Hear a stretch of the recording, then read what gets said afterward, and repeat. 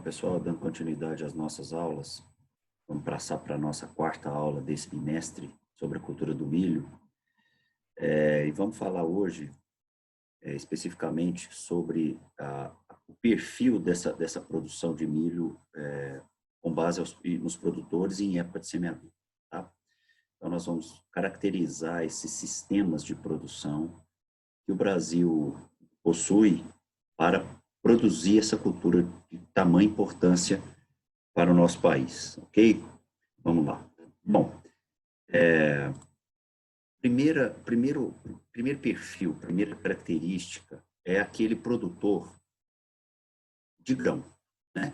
É aquele produtor que se caracteriza por fazer a semeadura e o objetivo dele principal é colher o grão que é produzido. Independente seja pequeno, médio, grande, ele é um produtor comercial de grãos. Ele faz a sua semeadura, produz o seu milho, e o objetivo é vender grãos. Tá? Pode ser pequeno produtor, médio, grande produtor. Às vezes a gente confunde muitas, né, a questão do pequeno produtor com grande produtor. O que é pequeno produtor e grande produtor? Isso tem a ver muito com tecnologia e não em área, né? Então, mas geralmente os produtores comerciais de grãos, eles exibem maiores áreas, evidentemente, ou podem ser os melhores produtores, ou aqueles que têm uma participação maior na produção comercial de grãos, né? Aquele que produz muita quantidade, tá? Às vezes ele não é nem o melhor produtor em termos de produtividade final da cultura, mas ele participa com grandes áreas e participa com quantidade em peso importante, considerável para o país. Geralmente, esse produtor comercial, esse produtor que se preocupa com tecnologia, que se preocupa com produtividade e rentabilidade, ele opta pela melhor tecnologia possível para ele, né? Que seja uma genética, um híbrido melhor, uma cultivar mais resistente, uma cultivar mais precoce ou mais tardia, dependendo da situação, em relação ao seu ambiente. Tá? Então, tenta atacar o que ele precisa, né, o objetivo dele, com a melhor tecnologia possível dentro daquilo que cabe no orçamento dele. Tá? Então, geralmente são os grandes responsáveis por abastecimento de grãos no mercado. Tá? Então, a característica, né, a gente pode exemplificar nessa imagem aqui, aquela característica de utilização de um híbrido de altíssima tecnologia, uma condição de extensas áreas, de grandes áreas, utilizando um maquinário de alta tecnologia, com sementes de alta tecnologia, sementes mais caras, um nível de adubação e nutrição de plantas alto, correção de solos, enfim. Se caracteriza esses produtores comerciais por esse perfil de investimento em tecnologia. Não quer dizer que aquele pequeno produtor também não possa investir em tecnologia.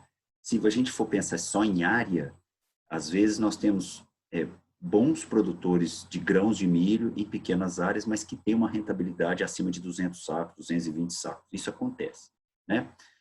Mas o perfil é esse, né? É daquele produtor que se preocupa em dar a melhor tecnologia possível, visando produção de grãos. Okay? E aqui algumas imagens, né? De colheita, de áreas de produção, uma coisa só para a gente ilustrar mesmo, né?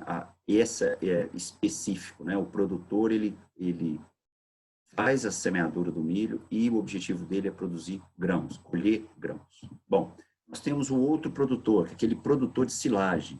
Quando a gente fala produtor de silagem, é aquele produtor que tem a sua área de produção, faz a semeadura, visando obter uma silagem para o seu animal, para a sua pecuária, seja de planta inteira, seja de grão úmido, ou plantio de milho visando a renovação de pastagens. Às vezes ele tem uma situação de pasto, vai renovar, e aí ele faz um processo de sucessão e rotação de culturas com outras espécies, e o milho está dentro desse processo. Ou um produtor de áreas de soja, que utiliza a soja geralmente na primeira safra, que é uma safra de verão, e opta por fazer uma sucessão pós-soja de milho na segunda safra. Pode acontecer que esse produtor ele não seja um produtor de silagem para uso próprio, ou seja, ele não produza silagem para a sua pecuária, mas sim para vender a sua silagem. Tá? E o nível tecnológico é bem variável. De maneira geral, gente, hoje, pensando em nível tecnológico, todos os produtores querem a melhor tecnologia possível, né? Mas, como o nível, se for para um pecuarista, vamos dizer assim, aquele produtor de leite de carne, que apesar de, a gente deixar bem claro aqui, que o produtor, o pecuarista, aquele que produz leite e carne, ele precisa, se ele tem uma área de produção de milho, ele precisa investir também nessa área de produção de milho. Mas o que a gente vê é o seguinte, a preocupação primeiro é com o animal, né? A preocupação é com o leite, com o corte. E a pecuária, a área de produção de milho, ela fica muito variável em termos de tecnologia, né? Ele muitas vezes cria-se uma alternativa, não faz uma adubação talvez que deveria, não utiliza uma semente daquela que deveria ser utilizada para aquele momento, porque o objetivo principal dele não é a silagem, né? A silagem é indiretamente utilizada para alimentação animal, o que deveria ser diretamente ligada, né? Se você tem uma silagem de boa qualidade, você vai ter uma alimentação melhor, você, consequentemente, vai ter uma produção de carne e leite maior. Então, mas a tecnologia, nesse nível de produtor de silagem, ela é mais variável do que o produtor de grãos. Então, aqui, só para vocês terem uma ideia, né? Como que a gente imagina que um produtor de silagem dessa natureza, utilizando uma máquina, uma ensiladeira automotriz desse tamanho, vai ser de baixa tecnologia? Não, aqui, essa área aqui é uma área de altíssima tecnologia, onde o produtor está investindo investiu na área e está investindo nesse processo de colheita, visando ter uma melhor qualidade possível de silagem, seja tanto em peso quanto em qualidade de silagem. Olha aqui outra área, né? É uma área de nível tecnológico, só pela utilização, né, dos implementos aqui, a gente observa que o nível tecnológico é mais alto mesmo. Tá? E uma outra colhedora automotriz. Essa é uma característica, só para a gente ilustrar, de genética de silagem, né? É uma planta mais alta, uma planta para dar massa, né? Porque quanto mais peso, né? Esse volume, peso verde, tanto em seco, é melhor para a rentabilidade. Então, geralmente é uma genética de plantas mais altas. Então, aqui nós temos também fotos de colheita desse material para silagem, outra, e aqui algumas fotos de algumas máquinas de ensiladeiras mais simples, né? Ensiladeiras de duas bocas, e o que permite o produtor, o que permite ter a ele um nível tecnológico variável, né? Se for utilizar uma colhedora automotriz de várias linhas, a área geralmente é maior, o nível tecnológico é maior. E nós temos essas opções para os pequenos produtores, aquele produtor menor que tem uma área de produção de silagem, que utiliza essas máquinas menores ou de baixo investimento para fazer a colheita do seu material. Tá? Nós temos o outro pequeno produtor, que é o produtor de subsistência. Esse, basicamente, não entra na nossa conta de produção nacional, por exemplo, porque eles utilizam muito esse produto para a sua própria subsistência, né? Consumida na propriedade, geralmente o uso de sementes crioulas não melhoradas ou sementes de uso próprio, aquelas variedades, lavouras são pequenas e não tem realmente importância para contabilizar a estatística de produção para abastecimento no mercado. Né? Então, são áreas pequenas, áreas capilares, né, que fica no interior, muitas vezes do Nordeste, em todos os estados, evidentemente. Tá? Então, é aquele que usa um consórcio, é aquele pequeno produtor que utiliza para subsistência mesmo, né, para colheita, para abastecimento interno mesmo, da sua própria família. Okay? Utilizando tração animal, né, equipamentos de mais baixa tecnologia, visando a própria subsistência. Okay? Mais uma foto. Emblemático essas fotos aqui. Bom, e aí nós temos com relação às épocas de semeadura desse milho. Então, nós temos basicamente três épocas de semeadura. Nós temos o milho que a gente chama de primeira safra, que ele geralmente ele é semeado entre outubro e dezembro, né? E, de maneira geral, o principal é o produtor comercial de grãos, mas se pode produzir para silagem, evidentemente. Nós temos o milho segunda safra, que vai depois do pós-primeira safra. Geralmente, o produtor de milho segunda safra é aquele produtor de soja ou para silagem. O principal é a silagem aqui. Ou aquele produtor de soja que quer fazer uma sucessão pós-soja precoce com milho, visando uma garantia de rentabilidade dessa área. Tá? Então, a semeadura pós-soja precoce, o nível tecnológico em função da época de semeadura, geralmente precoce é o nível mais alto, porque se coloca no milho uma condição melhor em termos de ambiente, de água, né? E quanto mais tardio, o nível fica mais baixo mesmo, porque a condição ambiental não é a melhor para o milho. Isso depende da escolha da semente, da redução de insumos. Esse plantio tardio, de certa forma, é importante para essa redução dessa sazonalidade, ou seja, para manter esse preço desse milho com menos volatilidade no ano, né? A gente tem visto, nesses últimos 2 anos, uma crescente nesses preços, né, de 2020 e agora, início de 2021.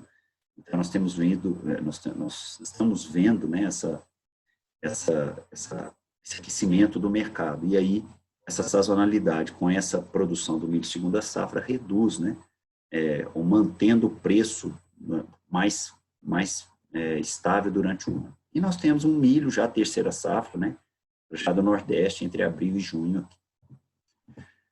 Bom, essa época de semeadura afeta o rendimento? Claro que afeta. Quanto mais a gente se distanciar da melhor época de semeadura da cultura do milho, menor a rentabilidade, porque é uma condição ambiental que vai interferir no processo de absorção de luz, de água, de temperatura, e que vai afetar o rendimento dessa cultura. Consequentemente, vai afetar o lucro. Então, vamos conhecer os fatores de risco, né? Primeira coisa, vamos planejar. A chance de sucesso é maior quando a gente se planeja. A gente precisa reduzir esses riscos. A gente fala de errar menos, vamos errar menos, né? Tentando avaliar as condições climáticas complexas, precipitação, temperatura, vento, granizo. Como é que a gente avalia isso aqui? Nós temos previsibilidade climática, nós temos históricos, né? Nós temos condição de fazer uma previsão dessa situação com base em anos anteriores. É importante a gente avaliar isso, são informações importantes. Os fatores integrados na produção de milho que a gente precisa conhecer. Planta C4, quanto mais luz, mais fotossíntese, né? E isso é importante, muita luz, muita fotossíntese, muita eficiência metabólica, evidentemente. E essa planta, quanto melhor a condição ambiental, mais eficiência na translocação desses fotoassimilados, mais condição de produzir energia, mais condição de desenvolver e produzir grãos, ou produzir silagem, né, dependendo da característica do produtor. Tá? E aí, falando da capacidade de dreno das sementes, né, quanto mais a semente absorver esse material, mais pesada ela fica, consequentemente, maior produção essa área vai ter. Tá? Então, eu queria colocar aqui esses indicadores. Então, a época de semeadura, deve-se conhecer o quê? Interação genótipo-ambiente. Então, vamos lá. Como é que eu tomo a decisão de fazer um plantio de uma área de milho? Então, eu tenho uma lista de cultivares, a gente vai falar mais para frente.